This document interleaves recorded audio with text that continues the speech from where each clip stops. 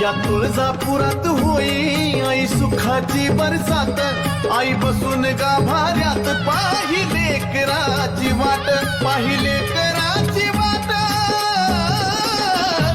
तुळजापुराची आई भवानी आलो ग भेटीला, तुझ्यामुळेच प्रकाश हाय ग जीवन बातीला, तुझ्यामुळेच सूर्य दिसाला चांद रातीला.